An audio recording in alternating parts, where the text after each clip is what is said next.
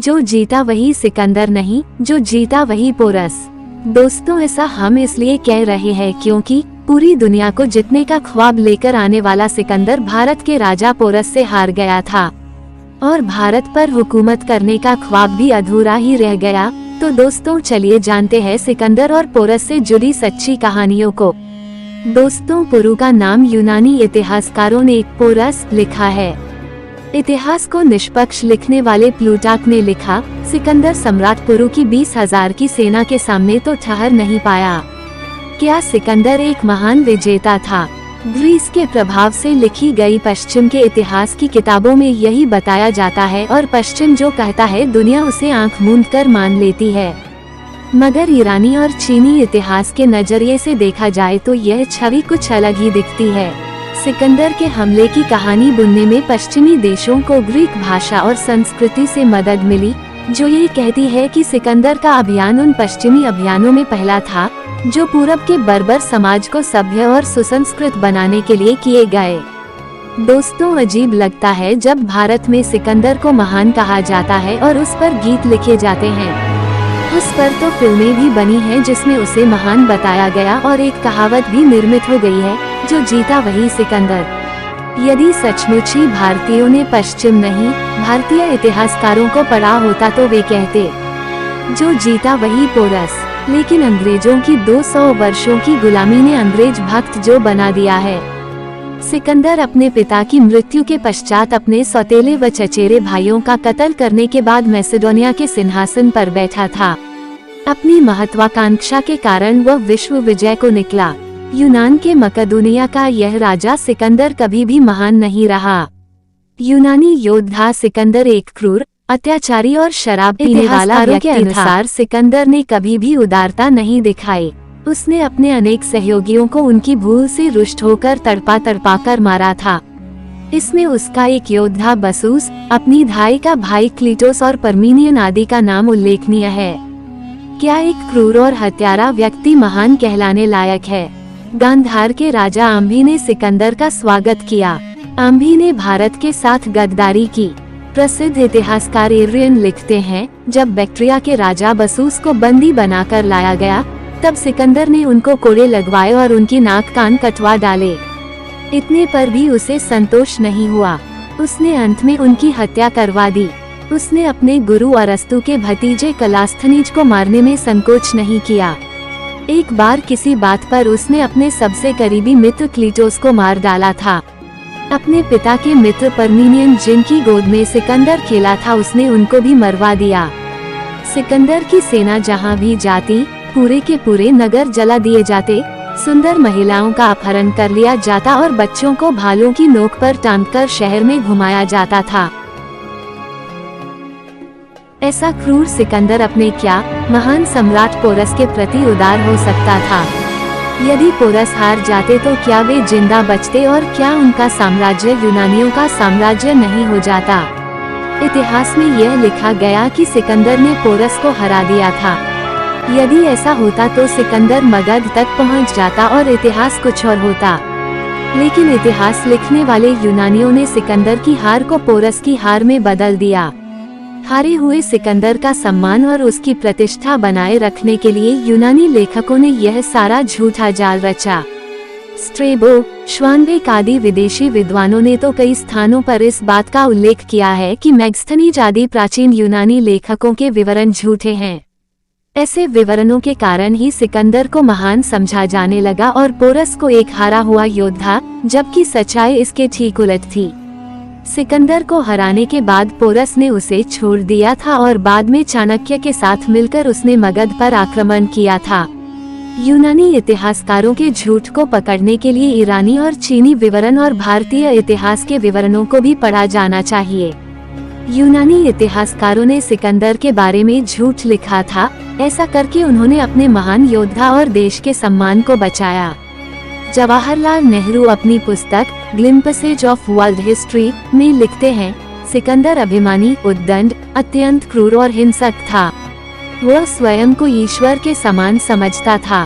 क्रोध में आकर उसने अपने निकटतम मित्रों और सगे संबंधियों की हत्या की और महान नगरों को उसके निवासियों सहित पुनर्तः ध्वस्त कर दिया। ईरान के इतिहास में क्या लिखा है, जानिए। सेंट एंड्रयूज विश्वविद्यालय स्कॉटलैंड के प्रोफेसर अली अंसारी के अनुसार प्राचीन ईरानी अकैमेनिड साम्राज्य की राजधानी परसेपोलिस के खंडहरों को देखने जाने वाले हर सैलानी को 3 बातें बताई जाती हैं कि इसे डेरियस महान ने बनाया था, इसे उसके बेटे जेरिक्सस ने और बढ़ाया, लेकिन इसे उस इंसान ने तबाह कर दिया जिसका नाम था सिकंदर। सोचिए, तबाह करने वाला कैसे महान हुआ। उस इंसान सिकंदर को पश्चिमी संस्कृति में सिकंदर महान कहा जाता है। ईरानी सिकंदर की यह कहकर भी आलोचना करते हैं कि उसने अपने साम्राज्य में सांस्कृतिक और धार्मिक स्थलों को नुकसान पहुंचाने को बढ़ावा दिया। उसके समय में ईरानियों के प्राचीन धर्म पारसी धर्म के मुख्य उपासना स्थलों पर हमले किए गए। सिकंदर ने ईरान के राजा दारा को पराजित कर दिया और विश्व विजेता कहलाने लगा। विजय के उपरांत उसने बहुत भव्य जुलूस निकाला। महज 32 साल की उम्र में मौत के मुंह में चले जाने वाले सिकंदर को ईरानी कृति शाहनामा ने महज एक विदेशी राजकुमार माना है। सिकंदर का भारत पर आक्रमण। भारत की सीमा में पहुंचते ही पहाड़ी सीमाओं पर भारत के अपेक्षाकृत छोटे राज्यों अश्वायन एवं अश्वकायन की वीर सेनाओं ने कुनात, स्वात, बुनेर, पेशावर में सिकंदर की सेनाओं को भयानक टक्कर दी। मत्स्यराज राज्य में तो महिलाएं तक उसके सामने खड़ी हो गईं, पर धूर्त और धोखे से वार करने वाले यवनी यूनानियों ने मत्स्यराज के सामने संधि का नाटक करके उन पर रात में हमला किया और उस राज्य की राजमाता बच्चों सहित पूरे राज्य को उसने तलवार से काट डाला। यही हाल उसने अन्य छोटे राज्यों में किया। मित्रता संधि की आड़ में अचानक आक्रमण कर कई राजाओं को बंधक बनाया। भोले भाले भारतीय राजा उसकी चाल का शिकार होते रहे। अंत में उसने गांधार तक्षशिला पर हमला किया हुआ था। युद्ध में पुरुवंशी महान सम्राट पोरस का साम्राज्य विशालकाय था। महाराजा पोरस सिंध पंजाब सहित एक बहुत बड़े भूभाग के स्वामी थे। पोरस का झेलम और चिनाब नदियों के बीच स्थित था। पोरस अपनी बहादुरी के लिए विख्यात था। उसने उन सभी के समर्थन से अपने साम्राज्य का निर्माण किया था जिन्होंने खुखरायनों पर उसके नेतृत्व को स्वीकार कर लिया था। जब सिकंदर हिंदुस्तान आया और झेलम के समीप पोरस के साथ उसका संघर्ष हुआ, सिंधु और झेलम को पार किए बगैर पोरस के राज्य में पैर रखना मुश्किल था। राजा पोरस अपने क्षेत्र की प्राकृतिक स्थिति, भूगोल और झेलम नदी की प्रकृति से अच्छी तरह वाकिफ थे। महाराजा पोरस सिंध पंजाब सहित एक बहुत बड़े भूभाग के स्वामी थे। पुरु ने इस बात का पता लगाने की कोशिश की कि यवन सेना की शक्ति का रहस्य क्या है। यवन सेना का मुख्य बल उसके द्रुतगामी अश्वारोही तथा घोड़ों पर सवार फुर्तीले तीरंदाज थे। इतिहासकार मानते हैं कि पुरु को अपनी वीरता और हस्त सेना पर विश्वास था, लेकिन उसने सिकंदर को झेलम नदी पार करने से नहीं रोका और यही उसकी भूल थी। लेकिन इतिहासकार यह नहीं जानते कि झेलम नदी के इस पार आने के बाद सिकंदर बुरी तरह फंस गया था, क्योंकि नदी पार करने के बाद नदी में बाढ़ आ गई थी। जब सिकंदर ने आक्रमण किया तो उसका गांधार तक्षशिला के राजा आम्भी ने स्वागत किया और आम्भी ने सिकंदर की गुप्त रूप से सहायता की। आम्भी राजा पोरस को अपना दुश्मन समझता था। सिकंदर ने पोरस के पास एक संदेश भिजवाया जिसमें उसने पोरस से सिकंदर के समक्ष समर्पण करने की बात लिखी थी, लेकिन पोरस ने तब सिकंदर की अधीनता स्वीकार नहीं की। इतिहासकारों ने लिखा 326 में सिकंदर बेबीलोन आधुनिक इराक में बीमारी से मरा। क्या लिखते हैं इतिहासकार? एरियन लिखता है कि भारतीय युवराज ने अकेले ही सिकंदर के घेरे में घुसकर सिकंदर को घायल कर दिया और उसके घोड़े बुसेफेलास को मार डाला। यह भी कहा जाता है कि पुरु के हाथी दलदल में फंस गए थे, तो कर्तियास लिखता है कि इन पशुओं ने घोर आतंक पैदा कर दिया था। उनकी भीषण चीत्कार से सिकंदर के घोड़े न केवल डर रहे थे बल्कि बिगड़कर भाग भी रहे थे। अब सिकंदर ऐसे स्थानों की खोज में लग गए जहां इनको शरण मिल सके। सिकंदर ने छोटे शस्त्रों से सुसज्जित सेना को हाथियों से निपटने की आज्ञा दी। इस आक्रमण से चिढ़कर हाथियों ने सिकंदर की सेना को अपने पांवों में कुचलना शुरू कर दिया। वो आगे लिखता है कि सर्वाधिक हृदय विदारक दृश्य यह था कि यह मजबूत कद वाला पशु यूनानी सैनिकों को अपनी सूंड से पकड़ लेता, वह अपने महावत को सौंप देता और वह उसका सर धड़ से तुरंत अलग कर देता। इसी प्रकार सारा दिन समाप्त हो जाता और युद्ध चलता ही रहता। इसी प्रकार इतिहासकार दियोडोरस लिखता है कि हाथियों में अपार बल था और वे अत्यंत लाभकारी सिद्ध हुए। अपने पैरों तले उन्होंने बहुत सारे यूनानी सैनिकों को चूर चूर कर दिया। इथोपियाई महाकाव्यों का संपादन करने वाले E.W. बैज लिखते हैं कि झेलम के युद्ध में सिकंदर की अश्वसेना का अधिकांश भाग मारा गया। सिकंदर ने अनुभव किया कि यदि मैं लड़ाई को आगे जारी रखूंगा तो पूर्ण रूप से अपना नाश कर लूंगा।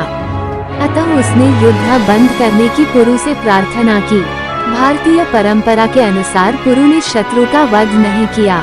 इसके पश्चात संधि पर हस्ताक्षर हुए और सिकंदर ने पुरु को अन्य प्रदेश जीतने में सहायता की। कैसे मरा सिकंदर?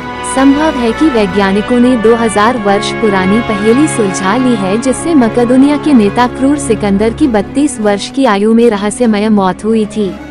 ओटेगो यूनिवर्सिटी के नेशनल पॉइजन सेंटर के डॉक्टर लियो शेप का मानना है कि हो सकता है कि गैरहानिकर दिखने वाले एक पौधे से बनी जहरीली शराब से सिकंदर की मौत हुई हो, जिसने अपनी मौत से पहले एक बहुत बड़ा साम्राज्य खड़ा कर लिया था। कुछ इतिहासकारों का मानना है कि सिकंदर की मौत प्राकृतिक कारणों से हुई, जबकि अन्य का मानना है कि उसकी जश्न के दौरान गुप्त तरीके से हत्या कर दी गई थी।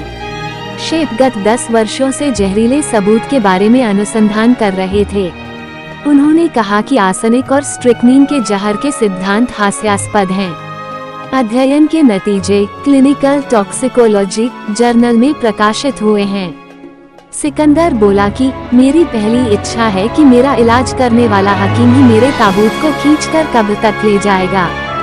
दूसरी ये कि जब मेरा ताबूत कब्र तक ले जाया जाए तो उस रास्ते में मेरे इकट्ठे किए हुए खजाने में से सोने चांदी बहुमूल्य पत्थर बिखेरे जाएं। और मेरी तीसरी और आखिरी इच्छा है कि मेरे दोनों हाथ ताबूत में से बाहर दिखाई देने चाहिए। तो दोस्तों, यह थी सिकंदर और भारत के महान राजा पोरस की सच्ची कहानी। ऐसी ही हिस्ट्री की और वीडियो के लिए चैनल को सब्सक्राइब जरूर करें।